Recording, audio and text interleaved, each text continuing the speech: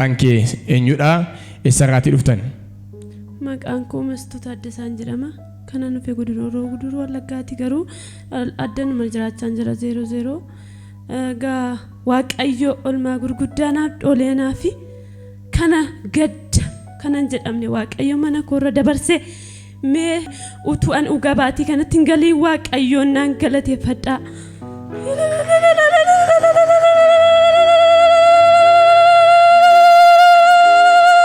Tole maal dhugaa baatu lafa kanatti maal suni ta'e?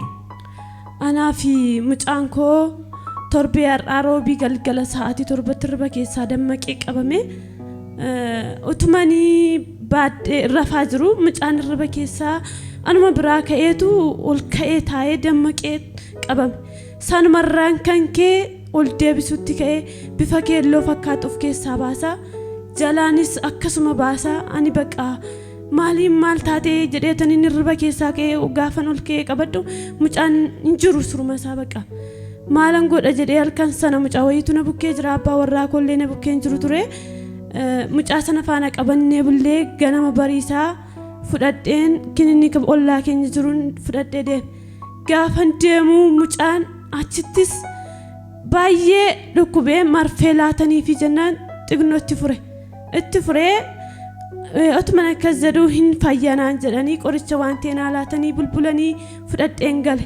Gaafan fudhadhee galuu qoricha kana harma kee faana gaafatti qabduu itti laadhu naan jedhanii siriingaatiin itti gadi qabeetaniin harma koo faana noosisa ture. Mucaan sanumarraa darbee dideetti cime. Ammas galgala fudhadheen tamallaashii nannaqe. Innuma laatanii fi ittuma didee mucaan. Jimaata isaa dideettuma fufee tamallaashii utuma deddeemu didee dhukkubee mucaan. Sanuma keessaatii baqaa itti cimee gaafa jimaataa galgala sa'aatii 12tti tamallaashii geessee deebi'ee ammas dideetti cimee sa'aatii 4tti halkan keessa sa'aatii 4tti fudhadhee ammas didee laafe ijji isaa kun dhiiguma dhuffatee gaafan fudhadhee gara kiniinikichumatti deebi'u taa'anii mucaa gaafa laalan mucaan du'aadhaa hin jiru surma isaa baqa. Maa inni maal ta'ee silamni nagaa adamtii gaafata sii fuutee deemtee naan ani hin beeku ijji isaa didee dhiiga dhuffatee na hin jedhee isaa booddee dookteriin fuudhee dhiiga hidda barbaadaa ol harkasaa hidhanii ol barbaadu gadi barbaadu hiddiin jiru curmama hiddi mucaa. Isaan kan keega gulookoosiin maggabaafi jedhanii dadhaban. Egaa akka gootu ani nan dadhabe waan ta'eef fudhadhuuti riiferaala deeminaan jedhan. Hospitaalatti fudhadhuu deeminaan jedhanii riiferiinaas afan egaa yeroo sana. Waan gulookoosii fakkaatu kana hammachi geessutti mucaan waan si harkatti laafee jiruuf hammachi geessutti kana afaan isaatti coccobsaa fudhadhuu deeminaan jedhanii naa laatan. Gaafan fudhadhee mana sana keessaatii ba'u abjii kutadheedhaanii faanni koollee dhaabachuu dadhabee namni na bukkee hin jiru dhugaadha. Isumayyuu mucaa wayiitu na bukkee jira gibbii keessaatii wajjin ishii faana baanee gara gibbiitti deebi'eetaniinan faanni koo dhaabachuu dadhabee mucaa kanallee baachuun dadhabee isaan na harkaa fuudhan ijoolleen gibbii keessaa gaafadhee gaafan isaan kaafadhee isaan faana ba'u isaan na faana deeman egaa riiferaala hospitaala gaafan achi ga'u gulookoosiitti maggamanii dookteeronni maa inni mucaa adda ajjeesteef jee dhuftee maa inni ijjisaa maalni kun maal goona jetteetu baattee nutti fiddee dhufteedhaan jira. Maali irran turree yoo gaafuma roobii qabamee ani maaliin godhareen jedhee isaanii sossobee rafuuf qajelaniiru inni kaan irraaf naan jedhanii inni kaan immoo baqa akkuma isaattiyyuu na gargaaranii gulookoosii irra naa ka'an halkanidha sa'aatii 6 waan ta'eef gulookoosii gaafa isaan irra naa ka'anii xiqqootti fureera gulookoosii sana fudhatee mucaa isumayyuu dhiisaa jennaan mucaan gulookoosii edda fudhatee immoo garaa bokoksee garaan dugdaan akkanatti ciisa malee mucaan garaansaa irra galagale baqa waanuma godhu wallaalee qidaames achuman turee charchiin gaafa sanbataa gaa ittuma cimee jennaan yeroo agalgaawonni warra keessumsiisoon eessa dhaxanaa tosanaan jechaa jiranii anaan lubbuutu na fiigsaa achi gadi fiigeetaniin asirra darbee tajaajiltoota addanaatti himadheetaniinan isaaniin dhaqee balbala irratti hin eeggadhe.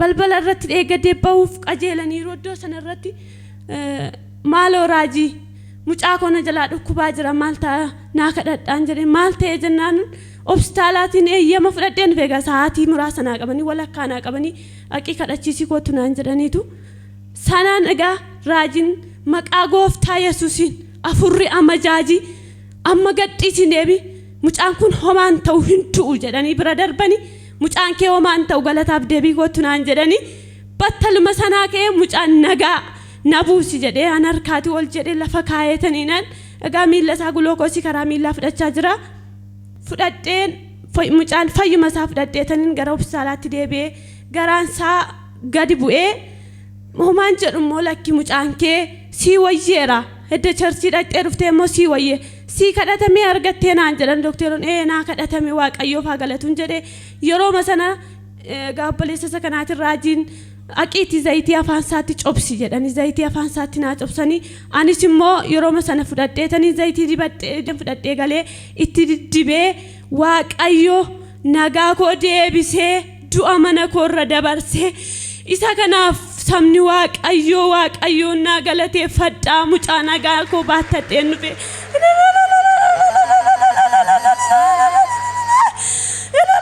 ilillee jabaadhaan galateeffadhaa fi mucaan amma irrafe malee fayyaadha mucaa kana fakkaatu waaqayyo lubbuutti deebisee diina harkaa fuudhee ammallee ilillee jabaan hin mala waaqayyoof.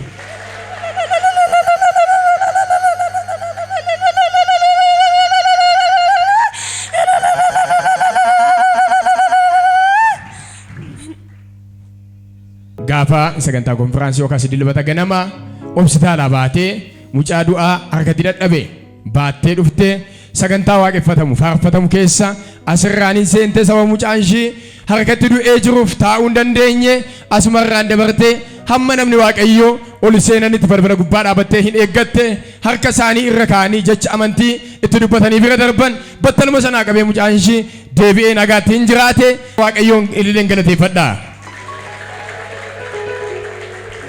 warri akka koo rakkattanii dookterota jalaas dhibeen keessan dhibame sabni waaqayyoo warras keessa jirtan waaqayyo furaa keessanidha isa kanaaf waaqayyoon amanaddoo kana taa'a sabni waaqayyoo isin fura jechuun barbaada.